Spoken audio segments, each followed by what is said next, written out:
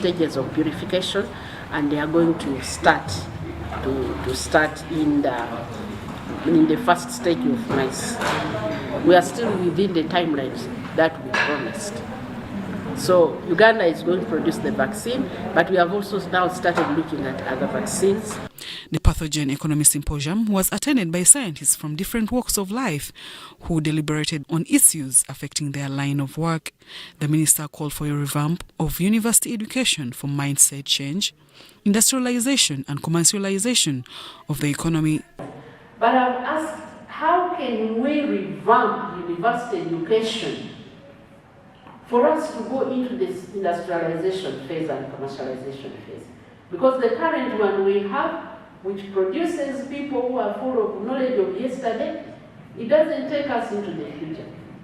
Some of the issues that came up during the deliberations included, among others, use of herbal medicine and patent of innovations. I mentioned earlier on, we've had a bit of a challenge with the herbal sector because of not having a proper law that regulates. Thankfully, the Parliament and the President have given us that law, and process began to have it operationalized. However, for those that want to take their products to the market, it is important that we observe the existing regulatory framework. And we must also understand that NDA does not operate in a vacuum, but operate in a global ecosystem of regulation. Zahara Abigaba, UBC News. The Inspector General of Government has urged traditional leaders in northern Uganda to join the bandwagon in the fight against corruption in Uganda. Speaking from Kwaro Acholi, Patricia Chanukiria, the Deputy Inspector General of Government, told Rot David Onen Achana II that the fight against corruption requires strong strength and different stakeholders to be involved, including traditional leaders. We have more details on this story. In the new strategy, the Inspector General of Government is inciting all Ugandans to hate corruption.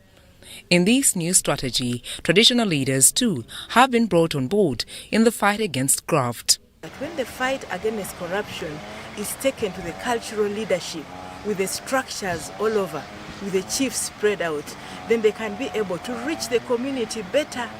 Speaking from Kwaro Acholi, Patricia Achen Okiro, the Deputy Inspector General of Government, said her visit to the Acholi Paramount Chief, Rot David Onen Achana II, is to create a strong partnership between Acholi Kwaro and the IGG office in the fight against corruption.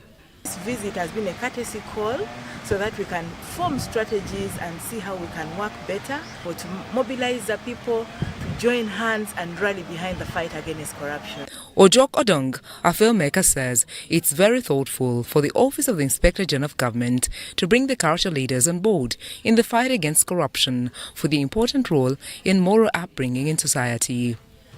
That a responsible person should be accountable to himself, to the family that he hates, to the society or to the clan where he comes from, and like to the whole tribe. Creative approach of mindset and attitude change as regards to corruption. The Acholi Paramount Chief, Rot David Onen Achana II, says for better service delivery to the local population in the country, all Uganda must be involved in the fight against corruption. Working with any entity shouldn't be a problem because our roles are clearly defined and work.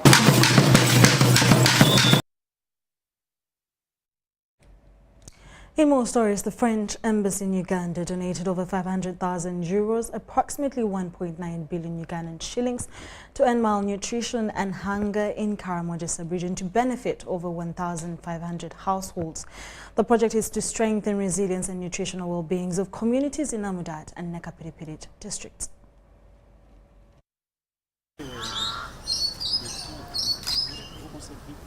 The Embassy of France has extended over 500,000 euros to communities of Amdat and Nakapiripiti district to help in food self-sufficiency of over 1,580 households composed of lactating women, pregnant women and 9,500 children. The financial agreement for the food aid program was signed between the Ambassador of France to Uganda, Acted Uganda and Food for the Hungry. This project will aim to contribute to the food self-sufficiency of more than 1,500 households. That is very interesting. Of course, I'm not saying that by giving this money we'll solve all the problems there, but it's our humble contribution. And I think what this project will enable us to do is not just look at a short-term solution, not just look at a band-aid, but actually look at building resilience. What we want to do here is not just come for a year, give some aid, disappear, and then we're having the same conversation next year. We really are focused on stabilizing, but then building resilience. The food aid program aims to support surveillance of vulnerable populations and address the issue of food security in a more integrated and sustainable way, which is to enhance prevention of stunting and undernutrition among these communities, as well as increase appropriate treatment of malnutrition of identified cases of malnutrition in these communities of Amdat and Nakapuriprit. The project is going to be in 2 parishes in Atirio and Chemapan in Amdat, and Sukudik and Karingabi in Nakapuriprit. With this, we'll make agriculture more productive, we'll make agriculture more attractive, especially to the youth, and we'll increase food production, increase the amount of food at household level, eventually gradually reducing food insecurity in the region. So it is a kick-starting project that is really going to restore the community from their lost hope. It is also seen as a solution to address both emergencies and community development, to give populations the means to resist hazards and shocks on their own. Zahara Abigawa, UBC News. Now, the Ministry of Defense and UPDF documentation and sensitization exercise for impending UPDF retirees has been concluded at Land Force Headquarters, Bombo. The exercise that lasted 3 days at the headquarters was targeting over 350 personnel, the largest number at any center since the beginning of the exercise. Brigadier General Eugene Sebugwawo, the UPDF Deputy Chief of Personnel and Administration and head of the exercise, expressed his gratitude to the impending retirees for their positive attitude towards the exercise and turning up in big numbers. He applauded the retirees at all the 14 documentation centers for their positive attitude towards the exercise, and the formation commanders and administrators for their support, cooperation and coordination during the exercise. The last batch of the exercise will be conducted on the 16th and 17th of May 2022 at Ministry of Defense or UPDF General Headquarters in Buea, specifically for general officers impending retirees who are about 49 in numbers. Charges have been data captured, their files complete. We expect to hand our generals, retiring generals, come next week on the 16th and 17th of May. 443 have not shown up. Around 25 have been put aside because they are casualties, and the current policy doesn't allow us to retire those casualties until their compensation is in place, and the enabling law is not yet also in place to allow them to be discharged.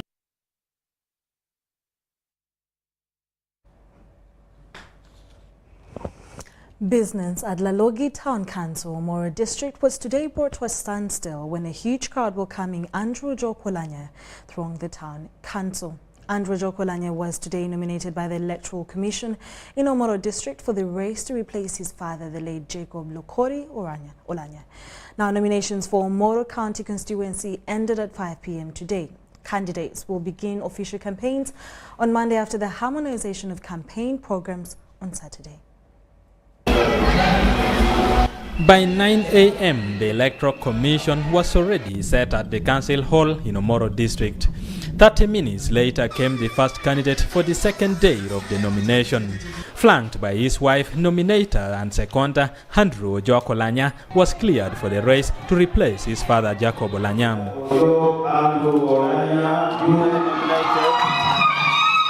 After the nomination, Ojok received a heroic reception from the crowd who marched him through the streets of Lalogi. Business was brought to a standstill as a huge fleet of cars and excited crowd made their way.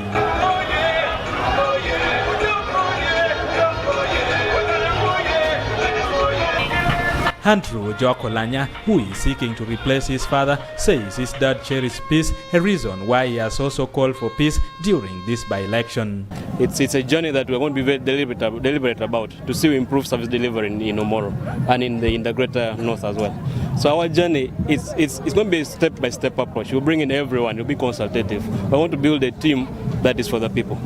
Ojok said his father left a debt and his bid is to pay it. It is said that a vote is a debt to the people. And that debt was put on my father, who is no longer with us. So I feel we are indebted to the people of Omoro to make sure we meet that need. So the issues of the road, the Moroto road that is yet to be tarmacked, that is something we need to focus really on. The issue of education, of safe drinking water. There are so many things that yet started but have been left on the way. The NRM Director for Mobilization, Rosemary Seninde, and the team have also pitched camp in Omoro district. 5 years, NRM is in power. So voting for somebody who is going to oppose this government will not help them. So we appeal to them to vote for somebody who is going to work with the government in power and be able to fight for their cause. 6 candidates were officially nominated for the race to replace the former Speaker of Parliament, Jacob Lokori Olanyang. FDC presented another candidate after their first choice candidate was allegedly kidnapped. What I know, our first candidate who has been entrusted by the party, he has been abducted and up to now we don't know where he is. And I'm ready to face anything. I will not be tempted to be bribed, to be intimidated, because I'm here, my life belongs to God. Candidates will have 9 days to canvass for votes. Election for Omoro County constituency will take place on the 26th of this month. Eddie Olwa, UBC News. An interesting election to be waiting, and UBC will always inform you, give you updates on it once it commences. Now, in more stories, Ministry of Works and Transport has lifted the ban that had been imposed on Link Bus Company following the tragic accident almost 2 weeks ago that claimed more than 20 lives. Works and Transport Minister General Katumba Edward Wamala explains that the decision to lift the ban has been reached after thorough investigations into the cause of the accident that happened on the 4th of this month. Last week, on the 4th of this month, a fatal accident occurred along the Fort Portal Mubende Kampala highway, where a Link bus overturned several times, killing 20 people on the spot. In the interim, the Ministry of Works and Transport suspended Link bus operations across the country to allow proper assessment of the events. The idea behind us stopping the operation of Link bus for at least 2 weeks was not meant, and I repeat, was not meant to frustrate bus transport or the transport industry. After thorough investigations, the ministry has come up with a comprehensive report about the accident. The roads itself, the road condition was very good, the weather was good, visibility was very clear. It was not a slippery surface because it was not even raining. And so the condition of the road in terms of elimination in causing the accident was highly reduced. Poor decision by the driver in that moment is pointed out as the main cause of the accident, which left 26 people dead. What looked very evident is that the driver made a poor judgment as he was negotiating that particular part of the road. And there was also evidence which was given by an eyewitness who was closely following the driver and also the fuel tanker which the driver was trying to overtake. The ministry, in collaboration with Uganda bus operators and Link Bus management, have reached agreement to lift the suspension. And they have put in place measures to address gaps which were there. And we have decided that Link Bus now, we are lifting the suspension and they can start going back on their routes. New guidelines have been announced by the ministry to streamline the transport sector, especially bus operators. Journeys, you can't, a driver is supposed to rest a minimum of 8 hours. 8. So you can't arrive at 4 a.m. in Kampala and then at 8 a.m. you make a return journey. Management of Link Bus Company has committed to utilize this chance to do better. We shall do all we can to avoid future accidents like this one. Another system that can also capture in real time by video. You install a camera into the bus, it will follow the driver's actual behavior. Bus owners urge to accord enough rest to their drivers and constant retooling to save lives. Abdul Nasser Lubwama, UBC News. We'll take a short commercial break and we'll be back with more stories.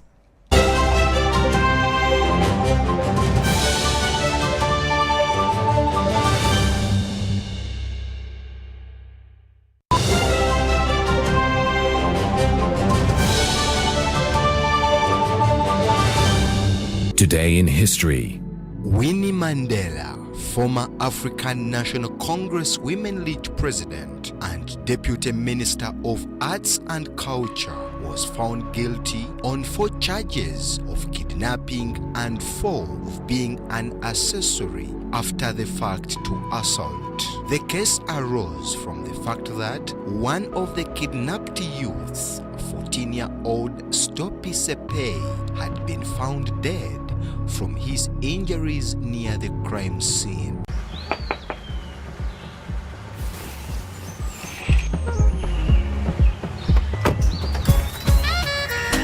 Jennifer, Jukila, Wewagamba, I don't have waka. You passed the eyes through me about my waka. Now come and see for yourself, see my waka that I got with Momo Nyabo.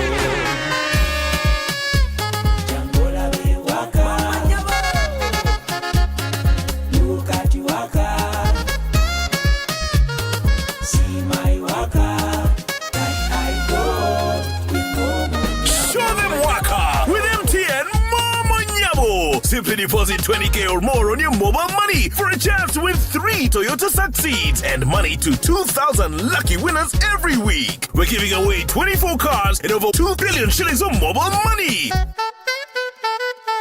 Football packages, great entertainment, sports, the local content, telenovela, the movies. There is something for everybody.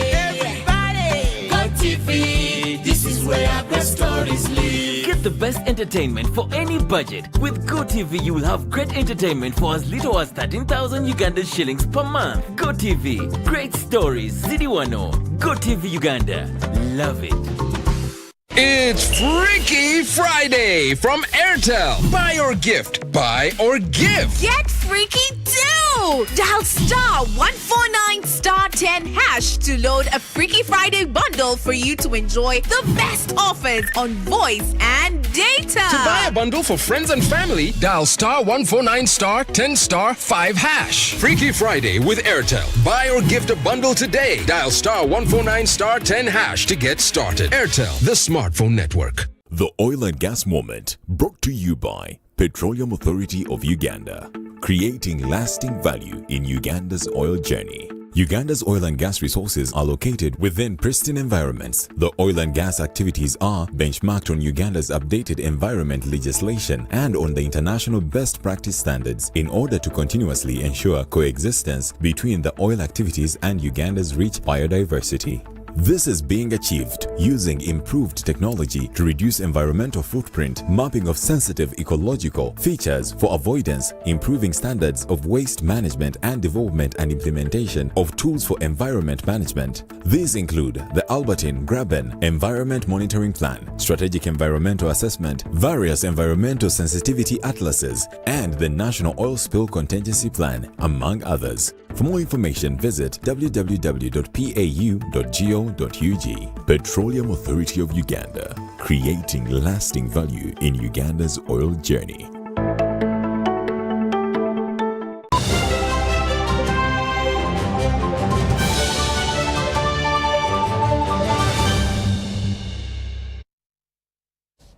You're still watching UBC News Tonight. In more stories, State Minister for Primary Education Joyce Moriko Kaduchu has committed sustained government support to Butabika School for Psychiatric Nursing. This was during celebrations of the Institute's 62nd anniversary that coincided with its 5th graduation ceremony. We have details on the story. On the occasion of celebrating 62 years of existence, Butabika School of Psychiatric Nursing has conferred certificates and degrees to more than 300 graduates. With loyalty, I will endeavor to aid the physician in his work and devote myself to the welfare of those committed to my care. So help me. But despite that success, the institution still suffers multiple challenges, including a shrink in capitation grant, low staffing coupled with low motivation levels, and a lack of structures. In the last 5 years, our grant has shrunk already by 40%, which is huge. And yet the numbers of students is going up, and the costs of goods is also going up. But the capitation grant is shrinking every year. Honorable Minister, we have another problem with the grant. It's understandable that shrinking because of COVID, but also it delays. We think that this is because of the policy of taking grants through the local government, through SCCA. We understand this may be an issue of policy, but our prayer, our guest of honor, is that you look into this policy. Is there a way we can get our grants directly to the school account? Because in fact, these principals you see here are accounting officers. Butabika School of Psychiatric Nursing is the only one in Uganda for mental health practitioners, an area State Minister for Primary Education Joyce Kaduchu promised to address. This is the only school that we are proud of that offers psychiatric school of psychiatric nurses. However, as government, we are already in the planning as need arises, as we have seen with the COVID pandemic, to see to it that how best we can extend such facilities in other parts of the country. Kaduchu lauded collaborations the institution has initiated with others like Manchester Metropolitan University and promises to support revision of curriculum that will climax with awarding of degrees. This graduation comes at a time to address what one of Uganda's leading dailies carried early in the week, that 14 million Ugandans are mentally ill and in dire need of attention. Many people have got post-COVID stress disorder. And this is the time when we need a total healing. We need a mental healing. We need emotional healing. We need psychological healing. We need social healing. And nobody else can provide that, but it is you. More than 300 graduates walked home with certificates and diplomas in mental health nursing. Our biggest request to the government is to increase the employment budget for the psychiatric nursing nurses, both certificate holders and diploma holders. Most times districts employ very few nurses from Butabika, which is challenging to us. Yet people are becoming mentally ill almost on a daily basis.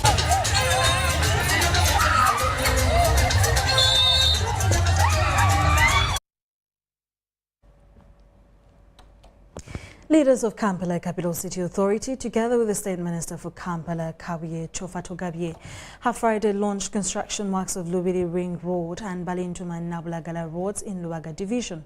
The 3.5 Lubiri Ring Road will be constructed at a cost of 8.9 billion Ugandan shillings within a period of 8 months, while the 1.6 kilometer Balintuma Nabulagala will be constructed in 6 months at a cost of 11.7 billion Ugandan shillings.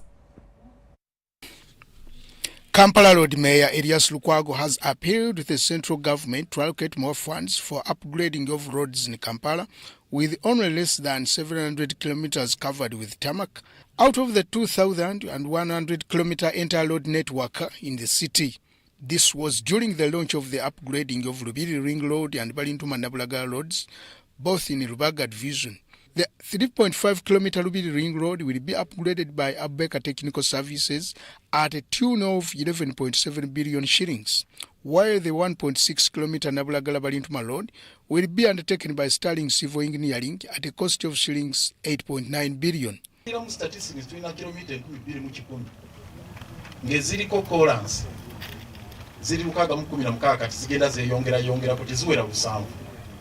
That is a terrible situation. It's a dire situation.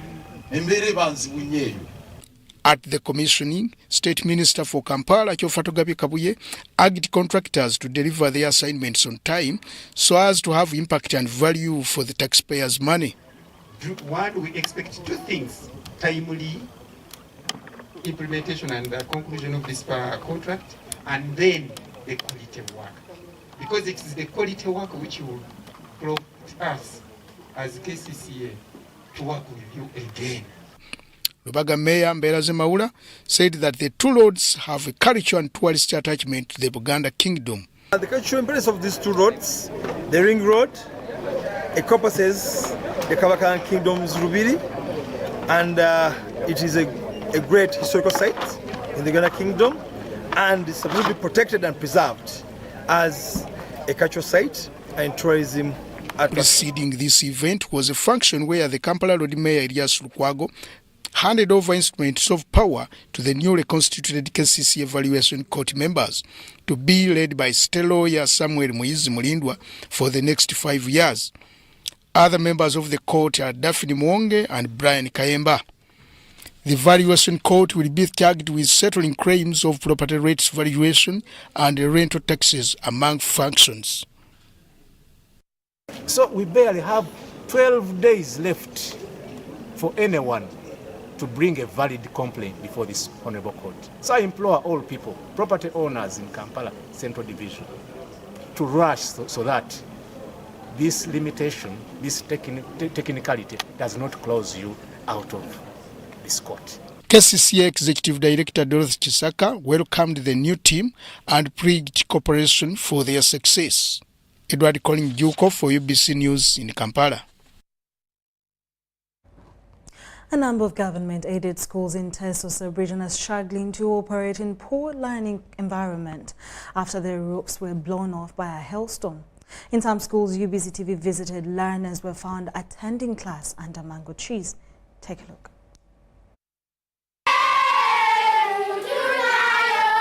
Alem Primary School is among the government-aided schools in Kabaramaido district that are grappling with limited space after the roofs were blown off by hailstorm. These schools need classrooms. Without classrooms, there is nothing we are doing for the children. Teachers is the other, but at least we have had a benefit of teachers this year. But classrooms have remained a deficit for the last maybe 3 years for Kabaramaido. Arua Seed School, located in Arua Sub-County, Kabaramaido district, is also a victim of the stormy rainfall that hit Teso sub-region. Where you are seeing there is where we had a temporary structure in which we had 3 classrooms where our students were studying. Unfortunately, wind came and blew it off in the middle of the month of April. During the optional lessons in this school, this grass-thatched neighboring church becomes a relief to students seeking for shelter. Because some students have to go for fine art, others are going for another subject at the same time, so some students go there. And when it is raining, when the classes are being used, those students who don't attend optional classes go and take shelter there. Besides that, in Kalaki district, Kalaki Senior Secondary School is overwhelmed by students seeking to be enrolled in the boarding section amidst crisis of limited accommodation. The moment is boasting of having 2 blocks for hostels, one for girls and the other for boys. However, they are inadequate, more so with the so much rush by many parents wanting their children to stay in school. The calamity caught the attention of the Ministry of Teso Affairs under the Office of the Prime Minister that quickly conducted assessment visits to the affected schools. Following the visits, some of the affected schools received over 200 pieces of iron sheets for rehabilitation. We partner with those schools. They do what they can, especially constructing the walls. Then we help them with iron sheets. We've done this in Kapelebiong. Today we are doing it here. Tomorrow we will be doing it in Kalaki. We've also helped, partnered with churches and helped them with iron sheets, like we are doing with the mission, the new mission of Katine. We are doing that. So this is support from OPM. Both local leaders and residents hailed the government through the Ministry of Teso Affairs for the quick response. Dorcas Kimono and Joseph Okowu, UBC News. World Bank has proposed to conduct a Uganda Support to Municipal Infrastructure Development (USMID) mid-term review program that is aimed at inspecting infrastructure development in cities and municipalities. Lugazi, Jinja, Mbali and Toro are some of the cities and municipalities that were inspected and observed the progress of the road constructions, street lights, installments and pedestrian walkways, among others. Relationship is very turbulent. What do? You separate, not so. But for us, notwithstanding the bad things we hear, the challenges we hear, we have been stuck and committed to support the urban sector. The USMID program, funded by the Government of Uganda and the World Bank, aims to promote urbanization in cities and municipalities. The future of Uganda lies in the urban center. Uganda has a finite land area. It is not going to increase, but the population of Uganda is going to increase. So it will be very important as to how our urban centers are planned and managed to provide the necessary density to accommodate the increasing population. Following inspection of projects under the program in Eastern Uganda, Isaac Mutenyo, coordinator for the USMID program under the Ministry of Lands, noted some of the findings. I think overall their findings are that although there were some delays on account of the COVID lockdown, that work is moving on very well, and they are hopeful that we should be able to complete most of the projects which we've started by the end of 2023.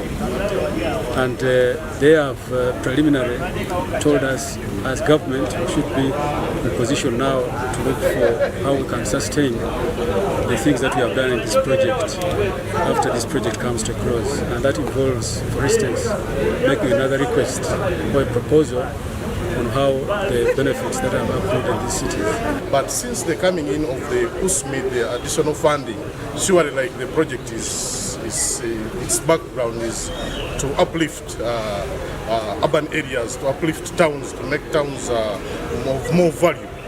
Lugazi, from the time it was then to date, when you move around, the face of Lugazi has changed completely. Some of the challenges faced by cities and municipalities in regard to infrastructure development arise from limited funding, hence leaders at different levels calling upon the government and private funders to pay more attention to infrastructure development, of some due to their uniqueness and tourist attractions. Most roads have islands.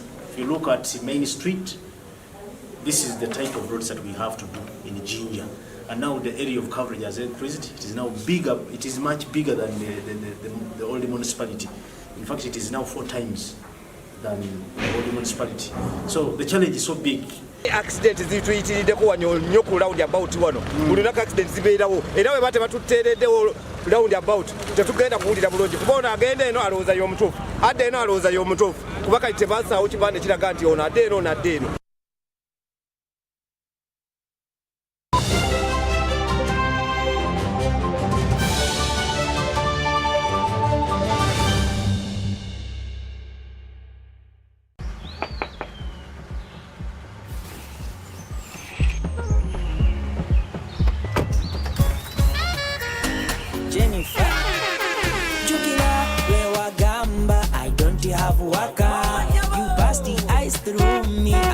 My waka, now come and see for yourself. See my waka that I got with Momo Nyabo. Jambola we waka, look at you waka. See my waka that I got with Momo Nyabo. Show them waka with MTN Momo Nyabo. Simply deposit 20K or more on your mobile money for a chance to win 3 Toyota Succeeds and money to 2,000 lucky winners every week. We're giving away 24 cars and over 2 billion shillings of mobile money. What the book packages, great entertainment, sports, the local content, telenovela, the movies. There is something for everybody. Everybody, Go TV. This is where the stories live. Get the best entertainment for any budget. With GoTV, you will have great entertainment for as little as 13,000 Ugandan shillings per month. GoTV, great stories, Zidiwano. GoTV Uganda, love it. It's Freaky Friday from Airtel. Buy or gift. Buy or give. Get freaky too! Dial star 149 star 10 hash to load a Freaky Friday bundle for you to enjoy the best offers on voice and data. To buy a bundle for friends and family, dial star 149 star 10 star 5 hash. Freaky Friday with Airtel. Buy or gift a bundle today. Dial star 149 star 10 hash to get started. Airtel, the smartphone network.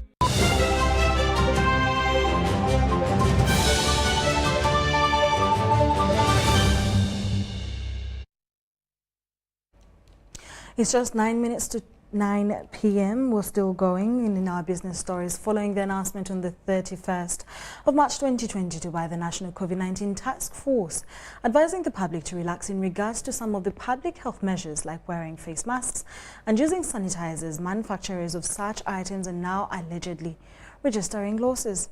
Take a look.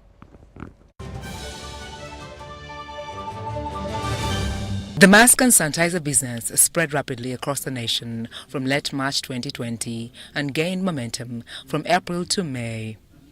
Pharmacies, on the other hand, sold imported face masks, mostly surgical masks, from India and China.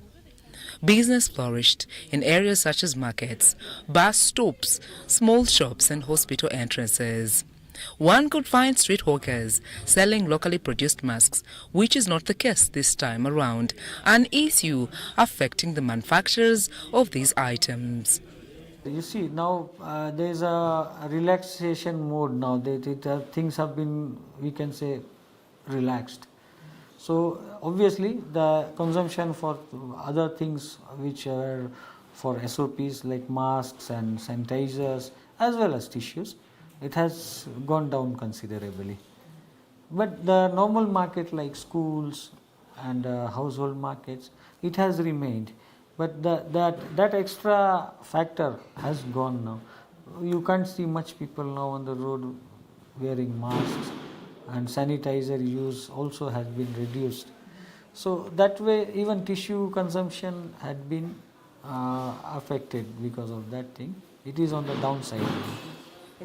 Most of these face masks were locally made by tailors who scattered everywhere throughout the city, sew clothes, dresses, skirts and suits. Some of the cloth was sourced from textile industries within the country, while others were sourced outside Uganda. But how come there is low consumption of face masks and the sanitizers within the public? Ensonga ya sanitizer ne maski obulwadde bwakendera mu ggwanga era twebaza nnyo gavumenti kiyakola okujjanjaba abantu n'okukola ki n'okugema abantu kuba kati obulwadde bwakendeera kati sanitizer tumutwala ku ssomero okunaaba mu ngalo era tunaaba kyabuwangwa okunaaba mu ngalo n'ekirala masiki ojambala kati ogenda mu kifo nga waliwo abantu bangi oba mu banka ngaawo bwe watyo naye obanga oli weka ate tukyayambala masiki nnyo nga luli. Masiki bagigula ajagadde agigula ate bano bonna boolaba abamu baziyina naye oluusi omuntu emutawaanya okussa okussa ate nga yamalayo doozi mugeme ne gwaguza mugeme noono atudde ebbali we mugeme kati ng'olaba nti tewaliiwo mutawaana ku nsonga eyo naye nga bino nga sanitayiza ebyo nankani ezo gundi zaaliwo era nga tuzikozesa mu ngeri ndala era tuzigula zikozesebwa tewali mutawaana pozi gavumenti abo abantu abo ababadde ebyo ebintu ebitikkulu ebibadde biri mu mbeera ya covid omusolo ogwo eguleke gavumenti egezeeko okulaba nti emisolo ng'egyo egitalina we gituyambira kati mu budde nga buno egijjewo tulabe nti eggwanga lisobola okusigala nga ekonomi esobola okutambula. So we have to start from our own, how to do the recovery.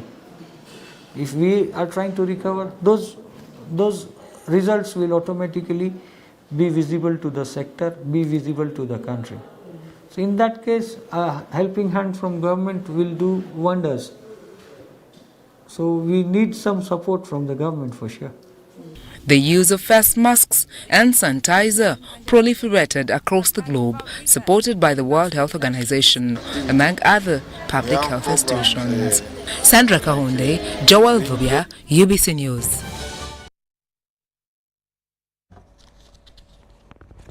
Moving on, Namamve thermal power plants to integrate the use of gas in generation of power, fueling power following the hiked fuel prices. Now, Chief Executive Officer Uganda Electricity Generation Company Limited, Dr. Harrison Mutikanga, believes that this will reduce the cost of production.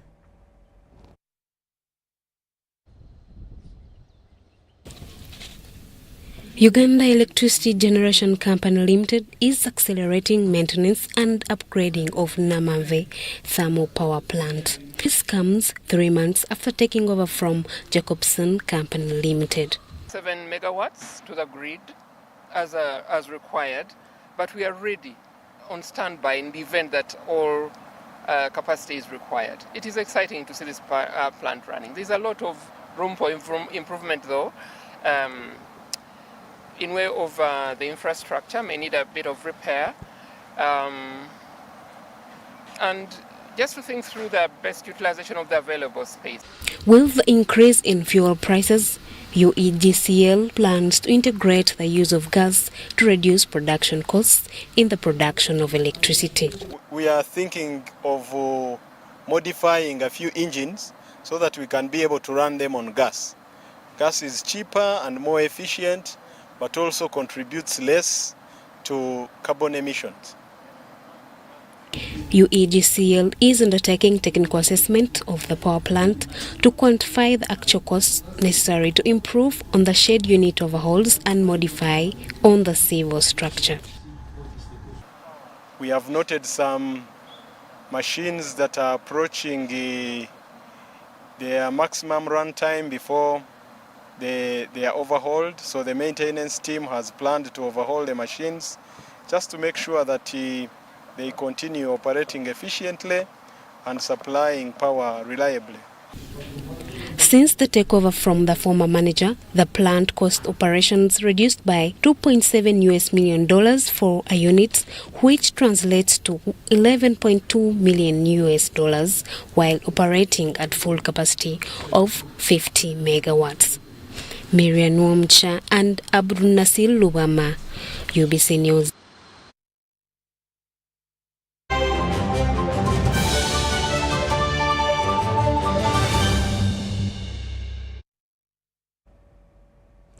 In our sports stories, Vipers Sports Club head coach Roberto Oliveira has been awarded the coach of the Pilsner Coach of the Month accolade for April. Oliveira guided Vipers to several successes in Uganda Premier League that had catapulted the side to its 5th crown. The accolade came along with a 1 million Ugandan shillings cash prize, as was the case for the Pilsner Football Player of the Month, Shaban Mohammed. Shaban Mohammed was in imperious form for whose Onduparaka side that benefited from his striking instinct to secure a respectable position as the league winds down. The other prize, like has been a Pilsner Monthly Award, went to Kampala Capital City Authority fan Richard Chikawo, who also received a cash prize of 500,000 Ugandan shillings.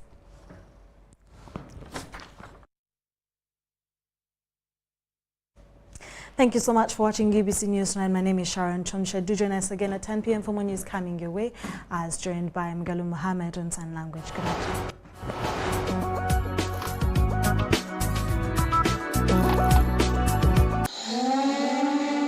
Do you hear it?